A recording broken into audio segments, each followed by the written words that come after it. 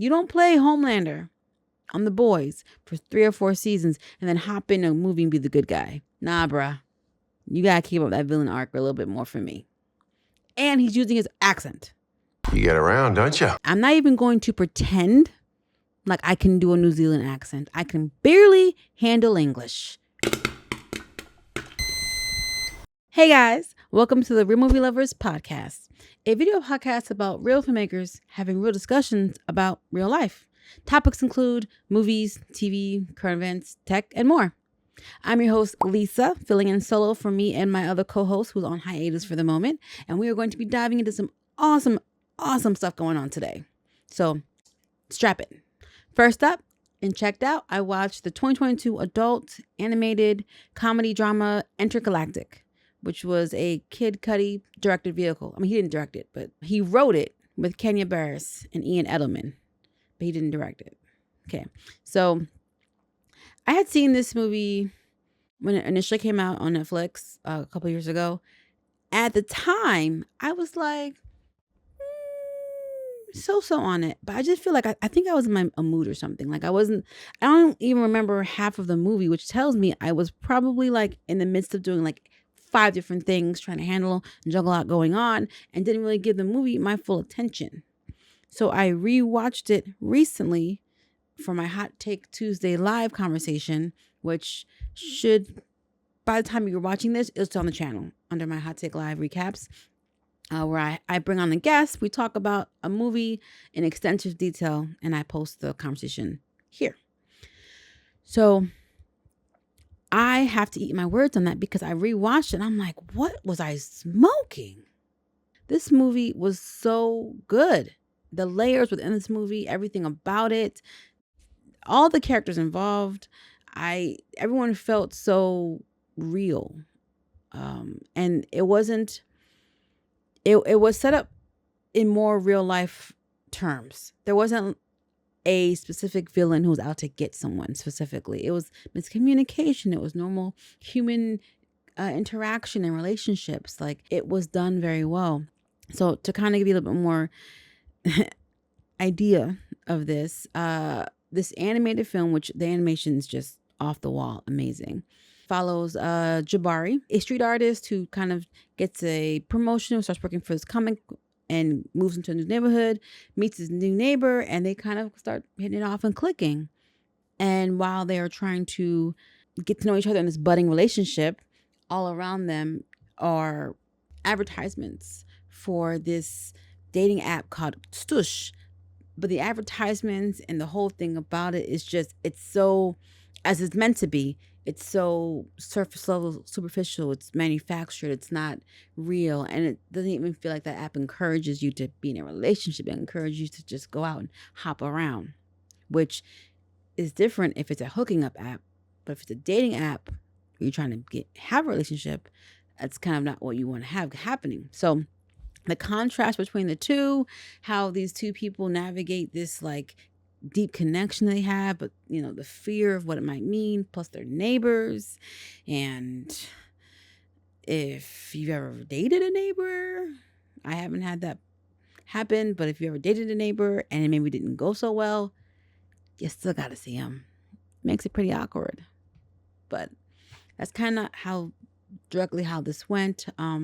So it's got Kid Cudi in it. He's the star, obviously. And fun fact that I did not know until like on the second rewatch is this aligned with an album drop for him. So this was kind of the visual interpretation in a way of the album that he dropped at the same time. Didn't know that, but it makes me feel kind of like not the exact same way, but I'm thinking of Michael Jackson's Moonwalk or Moonwalker, where he didn't necessarily drop an album, but it was a accumulation of a bunch of different albums and music videos, plus a real story being woven in between. I mean, Moonwalk is just chef's kiss. Love it. So that kind of gave me those kind of vibes, you know, a little bit like where it's like, okay, the connection between the story and the artist and the, you know, the album. So I really enjoyed it.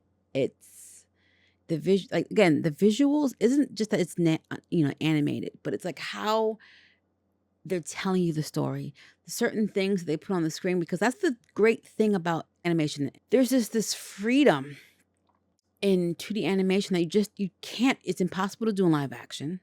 And with 3D, there's still like an element. 3D is like, for me, 3D animation is that link between live action and 2D animation, where it's like you get to do way more than you would in live action, but it's not quite as freeing and expressive as 2D can be. So it's great to see. It's really great to see. And it's a Netflix original, so that's where it's going to be. It's not going to hop off. You can find it there. Check it out if you haven't seen it already.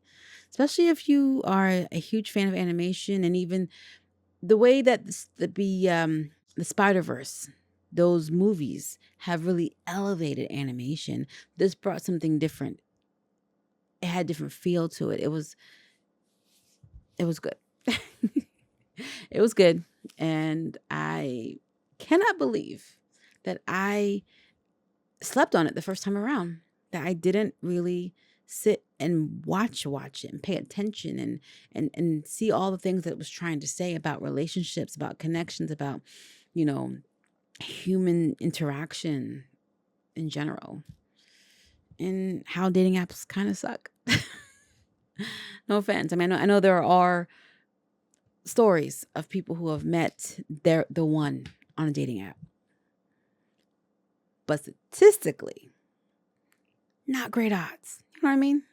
So, but that's it for that. What have you guys been watching? What have you guys checked out? Let me know in the chat. Or is there anything that you recommend for me to watch? Are there any other adult animated movies that would tickle my fancy the way this has? Let me know. Hey guys, quick aside. If you like what you're seeing and you like what you're hearing, feel free to give the video a like, subscribe, and hit the notification bell so you can always be up to date on what's going on. And for those who don't know, I'm a writer, director, and producer with my own series, The Zombie Chronicles, which you can also check out on Amazon Prime or Tubi. And I am offering a screenwriting intro class March 1st. This is a class for beginning writers, those who want to write, or for experienced writers who need a refresher. We're going to be covering the basics of screenwriting, storytelling, characters, and dialogue. And it's going to be online, so you can access it from anywhere. And those looking for a way to help support further, you can check out my Patreon, NXG Global Productions, where I discuss more movie reviews, access to clips of my writers group recordings, first look at behind the scenes, shout outs on social media, posts, and more. I'm looking to grow the community and would love to have you be a part of it. Plug over. Next up, we have The Accountant 3, addressed by director and Ben Affleck as long-delayed sequel finally approaches release. Let me get this straight. We haven't even dropped a sequel, and we're already talking about a third one? Okay. We got some confidence in us. I like to see it. So, the sequel to the original Accountant, let me see. The Accountant came out in 2016, which I freaking love the movie. Okay, I watched it a bunch of times. If it's ever on, I'm sitting there to watch it. It's so good. So for those that don't know, The Accountant, starring Ben Affleck, was about a certified public accountant who decides to make most of his money doing shady, under-the-table accounting for criminal organizations. He was on the spectrum, so he had autism, but he was, I guess you could say, high functioning. I don't really know all the levels. And he did a great job. But he didn't just take money from these organizations. He took them down. So he only worked with one other person who was, you never see them. They're not involved. They work straight from a high power computer. They do all the hacking, all the intel, and all other stuff. There's another person who's on the spectrum. I think the lifelong friends. So he he does these jobs, and then he goes and literally delivers these criminals on a silver platter to the FBI task unit or whatever. And the thing about the movie is it gets praised for how they handled the mannerisms and the appearance of Ben Affleck's character, who has autism, is done with respect, and the betrayal was well done. One minute detail I forgot to mention: he's a badass. Okay, he knows his way around weapons and all kinds of jujitsu types of physical things. Because when he was younger, his dad had both he and his brother like fighting and learning things and being rough, and he served in the military. So he's not what you would picture for your accountant. So wanted to just add that in here because he allows the FBI to take them down, but on this one instance, he had to step up and do it himself so he could save somebody from the evil corporation. Now, what's funny is the original came out in 2016, and it was a hit. The budget was $44 million, and it made a profit of over $155 million. Well, I don't know if that was all profit, but they spent 44, they got back over 155. That's triple. And as long as you're doing triple, you are in the black, my friend. Now, it had a rotten score of 53% on Rotten Tomatoes, which you guys know how I feel about Rotten Tomatoes. Unreliable. But the audience gave it like a 77% popcorn meter score, which I didn't even know that was a separate thing. Again, not really familiar with Rotten Tomatoes like that, but the movie was a hit irregardless. But here it is, 9 years later, almost 10 years later, we're just now getting the sequel, and they're already talking about the third one. Now, I don't know why it took them so long to bring about the sequel, because I've been ready. Okay, I've been ready. That movie was so good. I've been ready. So they have a log line for the sequel. Let's see. Christian Wolf, which is Ben Affleck's character, Christian Wolf is brought out of hiding by Treasury agent Mary Beth Medina after someone close to them is killed by unknown assassins. To solve the murder, Wolf must recruit the help of his estranged but highly lethal brother, Brax. Hold on. It says that somebody close to him is killed. So his partner, the girl, as far as I know, she wasn't close to his brother, Brax. She was only close to him. So maybe they're not talking about her. But then who could they be talking about? Because the father has already passed away. The mother has already passed away. They didn't have any other siblings or family members as much as I know of, unless they're going to make something new. They're going to do canon. Okay. They're going to retroactively include another person that they were both close to. So the thing about the accountant is he has a brother who always looked out for him. Like they always, but they went in two different directions. Ben Affleck's character is working as an accountant for these criminal masterminds and taking them down. His brother is working as their muscle. So they get hired. Like he takes jobs where he gets hired to kind of negotiate or terminate. It just depends. Money talks. I feel like he does have his own little personal like code of like lines he's not going to cross himself. But we'll see. And them working together like in a sequel, run it. Let's go. What are we doing? So now, even though they're talking about an Accountant 3, it really relies on how well the second one does, how well the sequel does. That's going to determine a lot for them.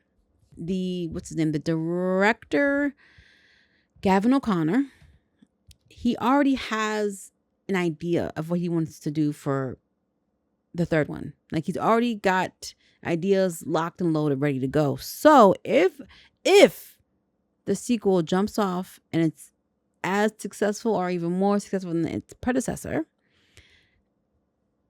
he already has like a laid out plan. So it's not going to be some thrown schlack put together like, oh snap, we made money, let's try to capitalize. He's already got legitimate ideas. So I do like this world. I hope that they've done with care. Now let's see. The second film, The Accountant 2, is going to be released on April 25th. So that's, Hap's giving a jump. That's like 2 months away. Is it just me, or does it kind of feel like it's almost already the end of the year? Am I tripping? Why does it feel like time is just going shoo, shoo, shoo, shoo, shoo? Oh, okay. And they're bringing back some of the original cast members. J.K. Simmons is back. Oh, yes. J.K. Simmons is back. He was one of the federal agents. So I know I'm jumping a little bit around here and there, so apologies for that. I'm just really excited because I have wanted a sequel to The Accountant for years, and we are just now getting it. So, yeah. But J.K. Simmons, he played the FBI agent, and what was happening was Ben Affleck's character, after laundering the money, the way he took down these criminal empires was he would send all the information to one specific agent. And that agent was J.K. Simmons. But then he was wanting to retire, so he brought in the new generation. Like, go watch it, guys. It's a really fun movie. The actor who plays the brother is John Berthenthal. Sorry, you guys know I'm really bad with pronunciation of names, nombres. So this guy is the guy from The Punisher, and a crap load of awesome other stuff that just escaped my mind right now. Let's get this going. But knowing that if it does well, Ben Affleck and the director, O'Connor, they're ready to go. So we don't have to worry about anything other than scheduling conflicts. Are you guys as excited as me about this? I'm sorry. It feels good to be excited about upcoming movies because they've kind of been womp for me here and there, Anyway, let me know. Drop a little notification in the chat, comment. Let me know how you guys are feeling about this movie and if you're going to check it out. Next story. Viola Davis is a gun-slinging action hero tasked with saving the world in G20 poster. Oh, is that all? Okay, so I just watched the trailer for G20. Trailer reactions getting dropped probably tomorrow. And let me just say, bravo, Amazon Prime. Bravo. Well done. Viola Davis plays the Madam President. She's the president. And she's going to go to a conference of some sort, the G20 conference. See what they did there? See how they did that? And unfortunately, it gets taken over by terrorists. And my girl has to die hard her way back to her family and shut everything down because they're trying to literally grab the entire world by the kahunas. And let me tell you who the villain is. Homelander, Anthony Starr. Yes. He just, oh my gosh, he has a way with making these faces and these mannerisms. And listen, you don't play Homelander on The Boys for 3 or 4 seasons and then hop in a movie and be the good guy. Nah, bruh. You gotta keep up that villain arc a little bit more for me. And he's using his accent. You get around, don't you? I'm not even going to pretend like I can do a New Zealand accent. I can barely handle English. No, thank you. Just pretend like I did it, okay? This isn't the first time that Viola Davis has played like a badass, if you will. And I'm loving the trajectory of where she started and where she's going. So she's been for those DCU fans, she's been Amanda Waller in the Suicide Squad movies, and she is nothing to play with. Borderline villain, you know what I'm saying? Like by any means necessary type of thing. Rose Maxim in the 2016 drama Fences opposite Denzel Washington. And as, oh my goodness, how do you say this name? Agoji, the leader, General Naniska in The Woman King. If you have not seen The Woman King, do yourself a favor. Okay. I know there's an argument about why is it Woman King and not Woman Queen. It's a whole tribe thing, lore for that story. Just go with it. Okay. Don't let that deter you. The movie is freaking awesome. And she just, the physicality is something to be admired and inspired. I would like to be half as in shape as she was in The Woman King. So in this movie G20, her being the president, you think that it's like, oh, let me just guide you. No, my girl's like, nah, move over, step aside. Thank you, sir. I got this. And she is whooping butt. My question is, what were you doing before you became Madam President? What does that look like? Were you Marine? Black Ops maybe? Special Forces? An assassin. All right, so the tagline for the poster, the G20 poster says, 20 nations and 19 captives. With Viola Davis's President Sutton being the only one who can help them. I know we've referenced Die Hard a lot, but this is giving me Die Hard vibes, is it not? You just raised the stakes and made her the president. And it's not one building, it's the world. Consider the stakes raised. The poster shows her in front of a presidential vehicle with a machine gun and pistol, wearing a red dress and looking serious. Okay. Oh, let me address this right now. In the trailer that I just watched, she's not only wearing a red dress, but she's got on red sneakers. That's how she's moving all around. Right? I'm just like, respect. Personally, I have not been able to wear heels in like maybe at least 6 years, 5 or 6 years. I've never been a fan of heels, but then on top of it, I have like plantar fasciitis in my feet, so I have to wear certain shoes, and but it's okay because I was never really a pumps type of girl, so there's no love lost here. It's Viola Davis, okay? So even if I'm not saying it is, okay? I'm not saying it is, but even if the script is a little weak, she's going to elevate it. I'm not saying it is. I'm not saying anything about the Amazon producer or the writers, but if it happens to be, I have all the confidence that she's going to elevate it. Oh my gosh. And of course, I nearly forgot, she was also Dr. Volumnia in The Hunger Games, The Ballad of Songbirds and Snakes. One of my favorite parts of the movie was her and her portrayal. I could have dealt with, you know what? Okay. I'm going to go off on a tangent for little baby tangent. Okay.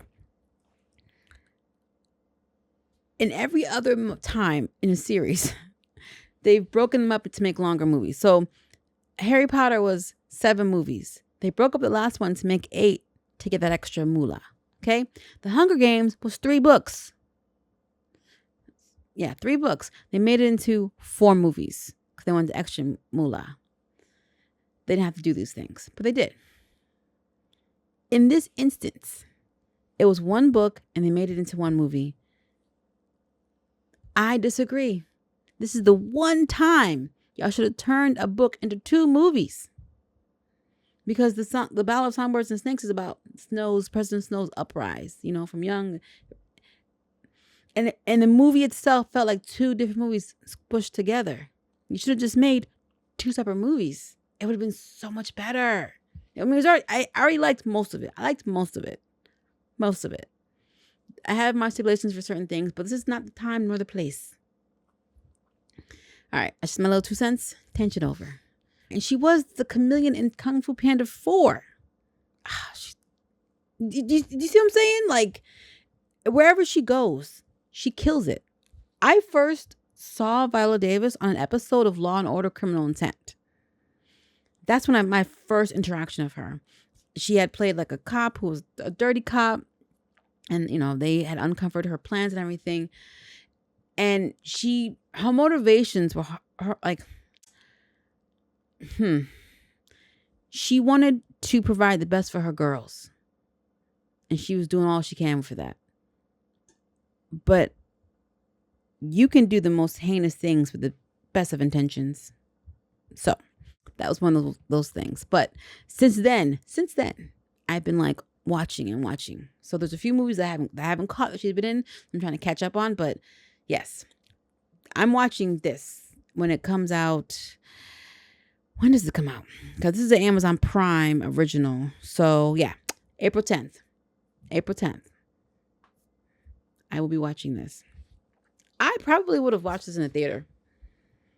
I would have.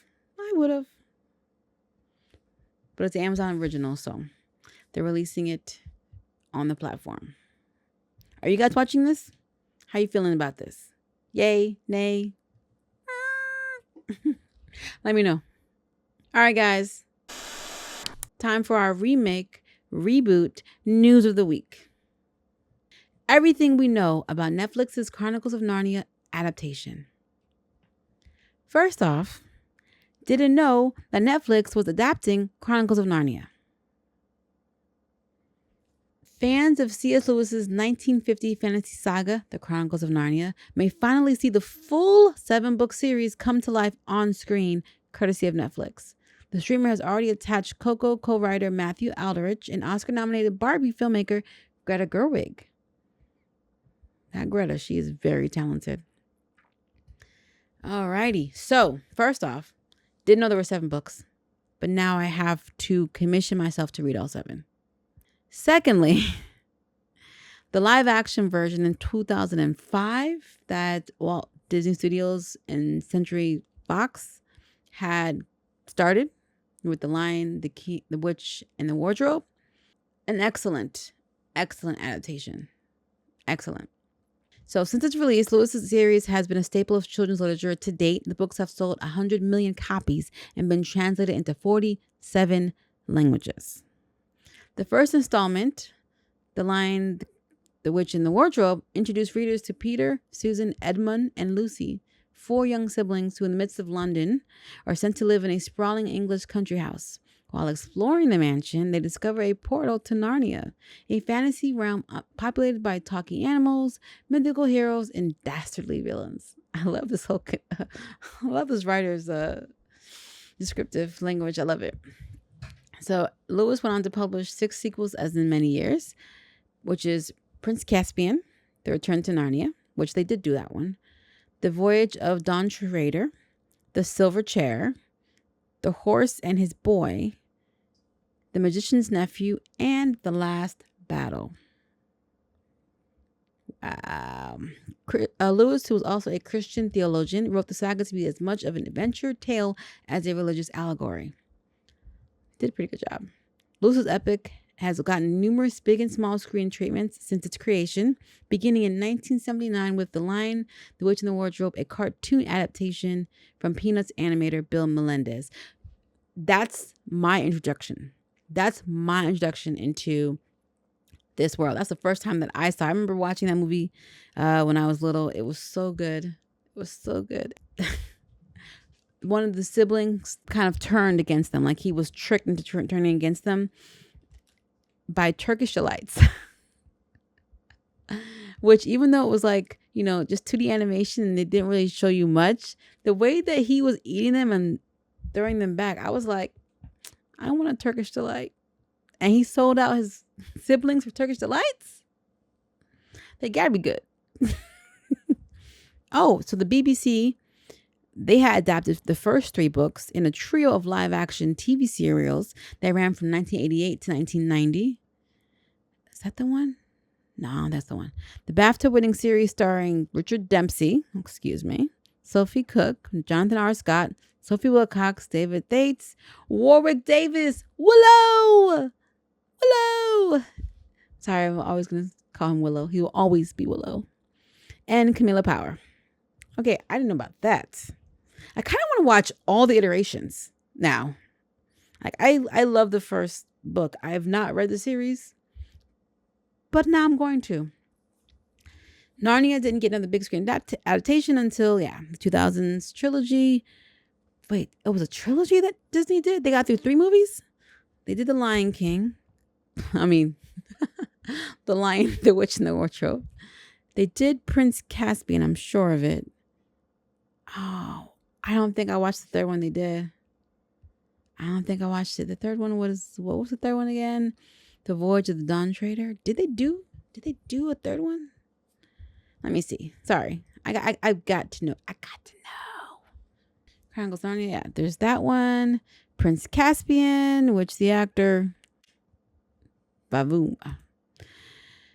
Yeah. They did the third. They did the Voyage of the Dawn Treader, but I didn't watch that one.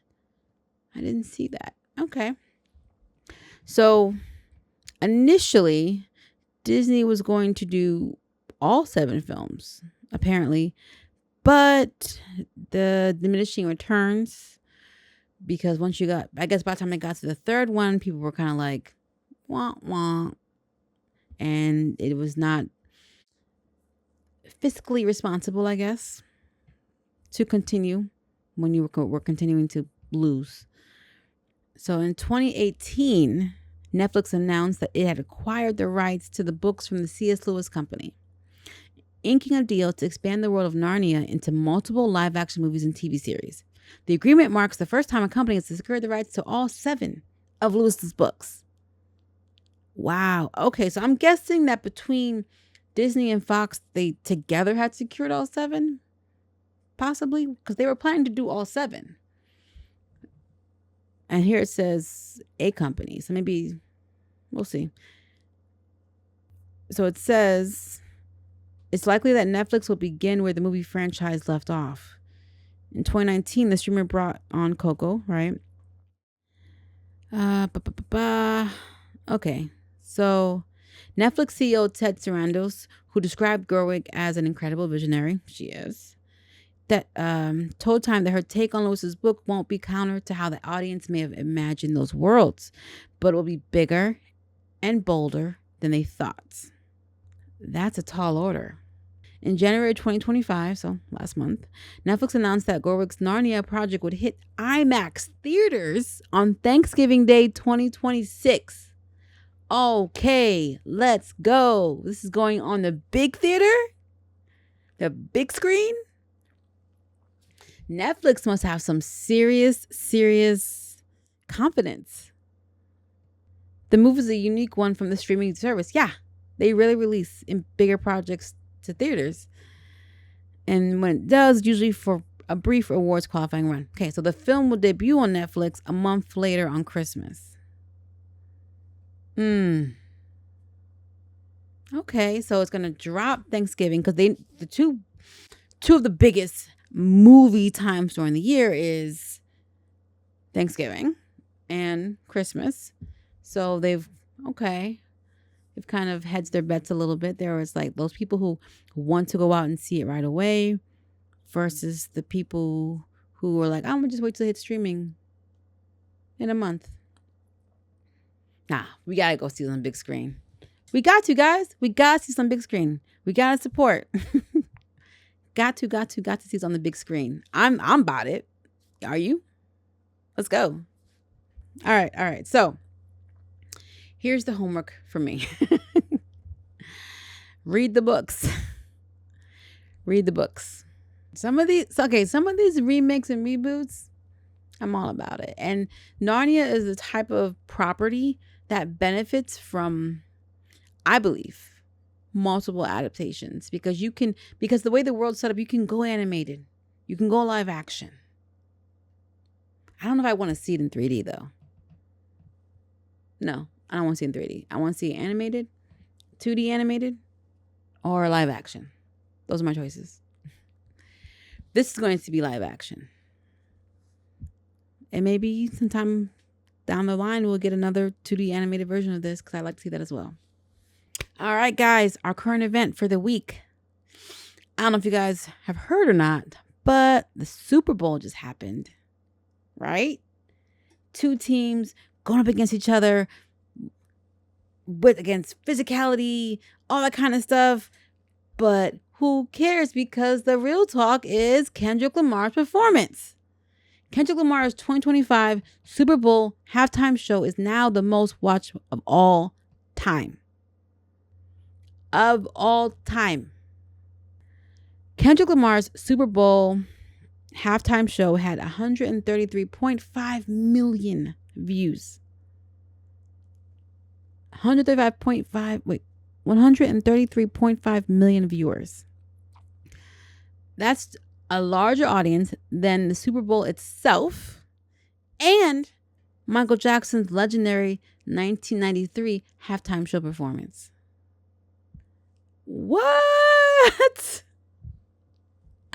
So, wow. Okay, so his halftime show performance drew in more audience, more viewers than the actual.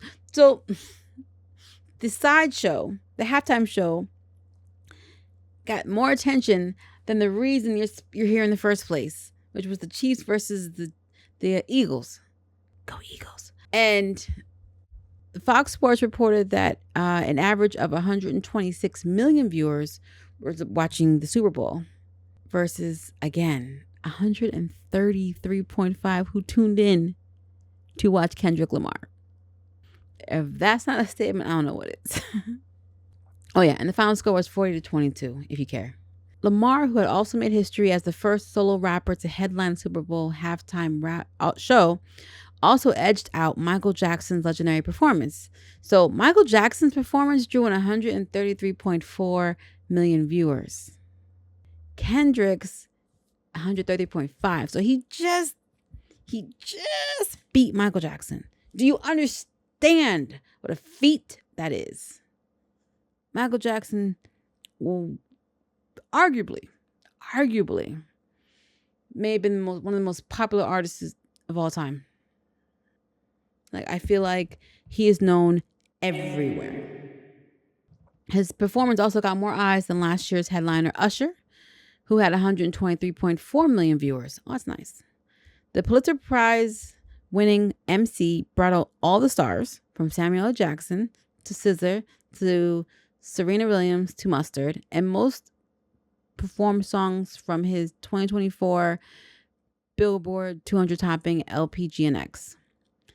Okay, like Squabble Up, Peekaboo, Luther, and TV Off. And of course, Not Like Us, to the world's biggest stage. The ultimate checkmate in his epic rap beef with Drake, who once rapped biggest as the Super Bowl in first-person shooter. But here's the thing. Technically, Kendrick got bigger than the Super Bowl. So, technically, he kind of surpassed Drake in that line. Wow. Okay. So, all right. Listen, I was not really getting into the rap battles like that. I mean, I was listening because it was entertaining. I wasn't taking like a hard line stance. Like, let's see. When it was Jay-Z and Nas. Oh, Nas. Ether. Yeah. On his side from day one. That's my dogs. Here, I was like, I do like Drake's songs. I know a lot of Drake's songs.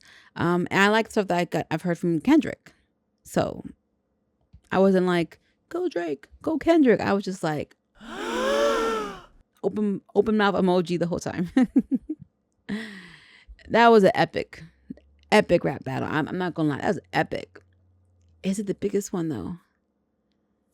I don't feel qualified to answer that question. Like, I like rap music. I don't, love it. I like it. I don't love it. I don't study it.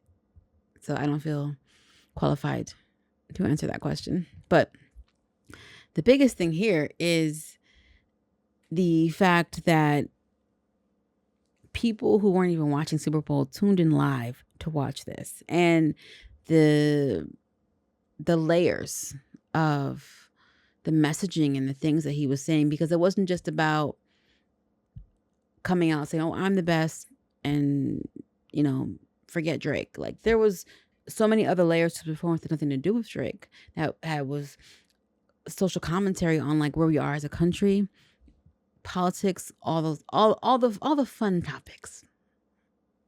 Now, I hear Drake is in Australia. If I'm Drake, I'm gonna just stay in Australia for the next half of the year. I'll show up in June.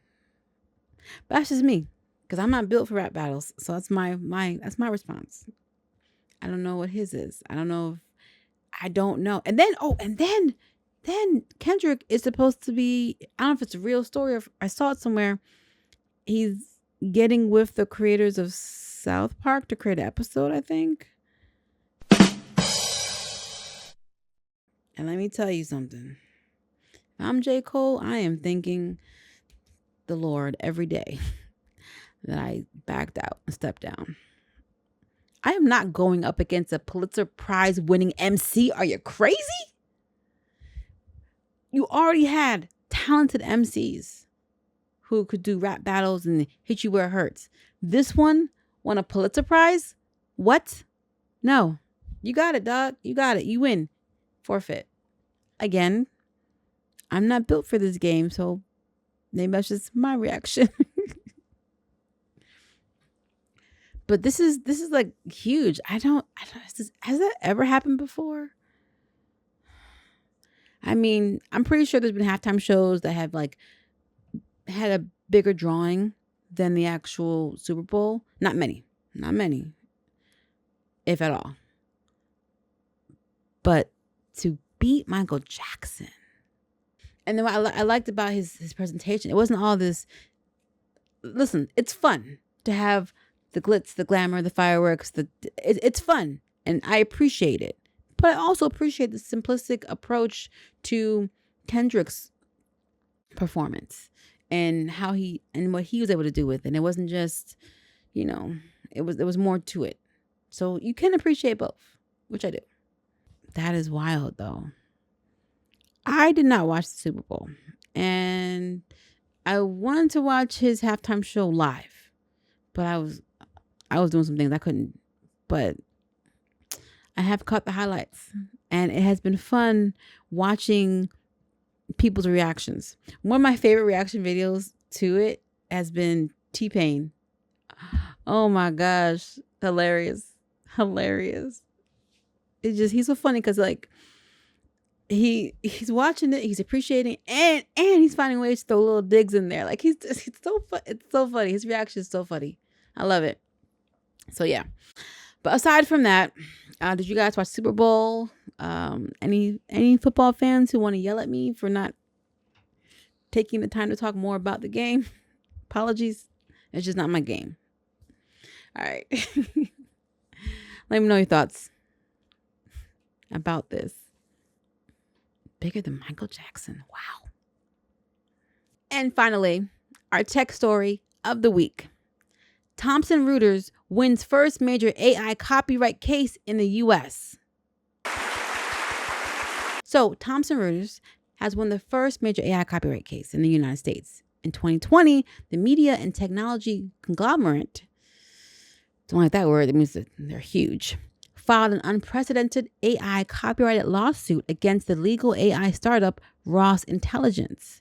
In the complaint, Thomson Reuters claimed the AI firm reproduced materials from its legal research firm Westlaw. Today, a judge ruled in Thomson Reuters' favor, finding that the company's copyright was indeed infringed by Ross Intelligence's actions. I will not hide the fact that AI is a useful tool that I believe is being abused and we need to kind of pull back from. The generative AI boom has led to a spate of additional legal fights about how AI companies can use copyrighted material, as many major AI tools were developed by training on copyrighted works, including books, films, visual artwork, and websites. As a creative, that pisses me off. Right now, there are several dozen lawsuits currently winding through the U.S. court system, as well as international challenges in China, Canada, the UK, and other countries. They coming for AI. They coming for them. Notably, Judge Bevis ruled in Thomson Reuters' favor on the question of fair use. The fair use doctrine is a key component of all AI companies are seeking to defend themselves against claims that they use copyright materials illegally. That's huge. Here's the thing about AI. If I sit down and try to learn how to paint, and I look at inspiration and I put my own flavor on it, that's one thing. Because the thing about the artistic industry and how it works is everything inspired and derivative of another thing, but you bring your own, you infuse yourself into it somehow. Even most remakes and reboots are infused with the vision of the person who's making it. They may pull from the story, pull from the characters, pull from all of that, but they are still making it their own.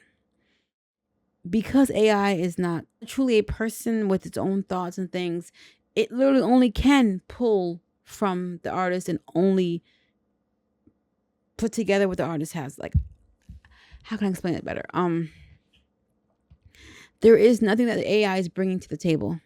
It doesn't have its own creative vision that it wants to add in from the copyrighted material. And think about music. You can't even like use music without permission. When determining whether fair use applies, courts use a 4-factor test. Okay, so what they're arguing about with AI, well, what the AI creators are arguing about is the fact that it falls under fair use. Now, the court has a 4-factor test when they're looking behind the use of work. Like when they're looking at like, okay, if it's fair use, what are the 4 things about it? So one is, let's see, the reason behind the work, the nature of the work, whether it's poetry, nonfiction, private letters, etc., the amount of copyrighted work used, and how the use impacts the market value of the original.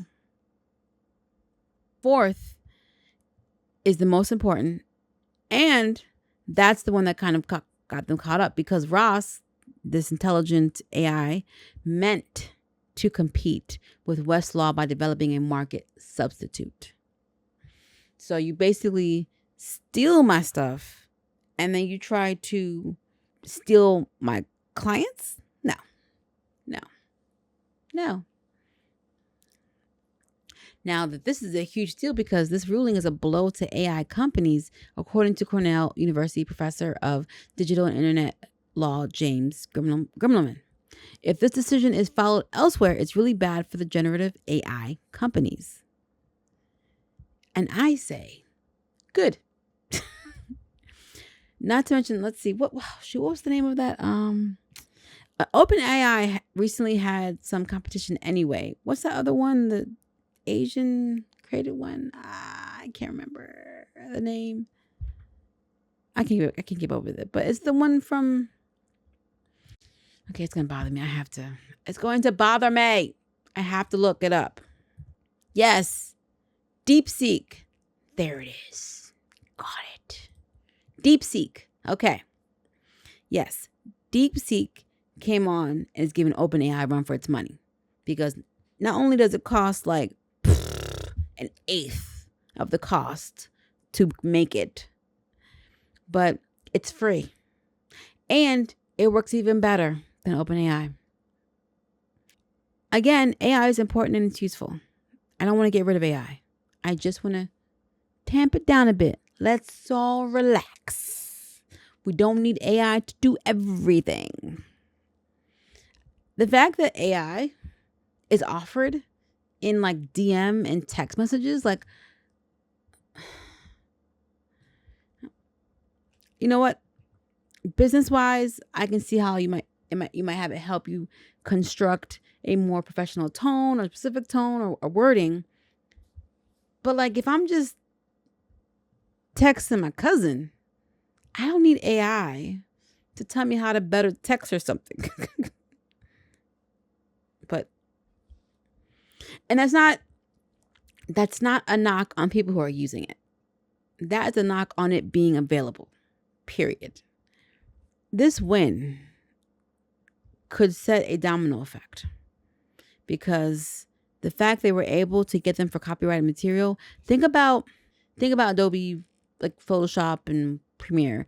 They literally said that they're going to be taking their customers' work and help use it to train AI.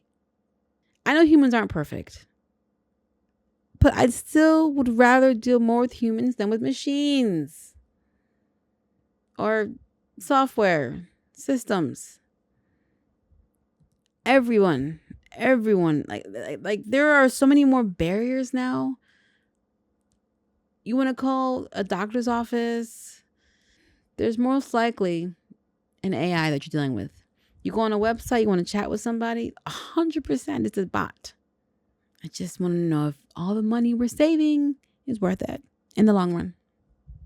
All right. So I hope that this is a legit domino effect of more companies, more artists, more industries coming after AI that is using their copyrighted material.